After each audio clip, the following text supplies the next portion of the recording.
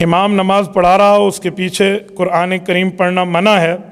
بعض دفعہ کوئی سورت امام تلاوت کرتا ہے اور مقتدی دل میں پڑھتا ہے، تب بھی منع ہے۔ سورت نمبر 7 سورت اعراف آیت نمبر 204، رب کریم فرماتے ہیں وَإِذَا قُرِئَ الْقُرْآنُ فَاسْتَمِعُوا لَهُ وَأَنصِتُوا لَعَلَّكُمْ تُرْحَمُونَ کہ جب قرآن کریم پڑھا جائے تو غور سے سنو اور زبان کو بند رکھو تاکہ اللہ تمہارے اوپر رحمت نازل فرمائے۔ تو اس لیے مقتدی کو پیچھے قرآن کریم نہیں پڑھنا۔ اگر کوئی بندہ دل میں پڑھتا ہے تو اس کی دو صورتیں ہیں۔ دل میں پڑھنے کا کیا مطلب ہے؟ ہمارے ہاں دل میں پڑھنے کے دو مطلب لیے جاتے ہیں۔ ایک دل میں پڑھنے کا مطلب یہ ہے آہستہ آہستہ پڑھ رہا ہے، تو اگر یہ ہے تو ناجائز ہے، منع ہے، غلط ہے۔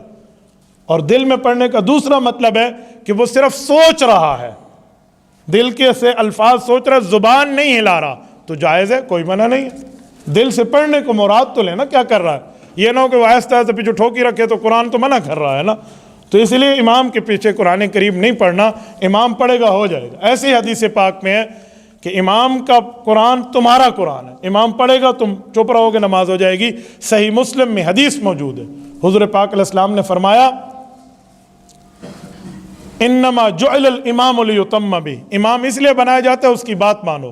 فیضا کبرا فکبروا، جب امام تکبیر کہے تو تم بھی تکبیر کہو، اس کا معنی تکبیر دونوں نے کہنی ہے۔ وَإِذَا قَالَ غَيْرِ الْمَغْضُوبِ عَلَيْهِمْ وَلَا الضَّالِّينَ فَقُولُوا آمین، جس وقت امام سورۃ فاتحہ پڑھ چکے تو پھر آمین کہو۔ میرے دوستو، اس سے پتہ چلا کہ سورۃ الفاتحہ صرف امام پڑھے گا، اس لیے وَإِذَا قَالَ اکیلے امام کی بات کی ہے، وَإِذَا قُلْتُم نہیں ہے کہ تم سب پڑھو، تو وہ اکیلا پڑھے گا۔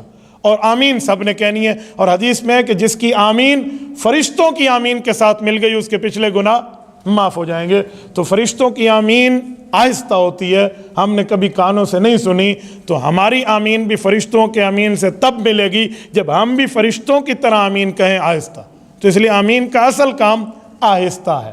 اس کے بعد حضور نے فرمایا وَإِذَا قَرَأَ فَأَنصِتُوا، امام اگلا حصہ قرآن کریم کا پڑھے گا، مقتدی پھر بھی چپ رہے گا۔ اس لیے مقتدی کو نہیں پڑھنا ہے، ترجمہ سوچنا ہے تو دل کے سوچنے کی حد تک رکھیں، زبان کو اس میں حرکت نہ دیں۔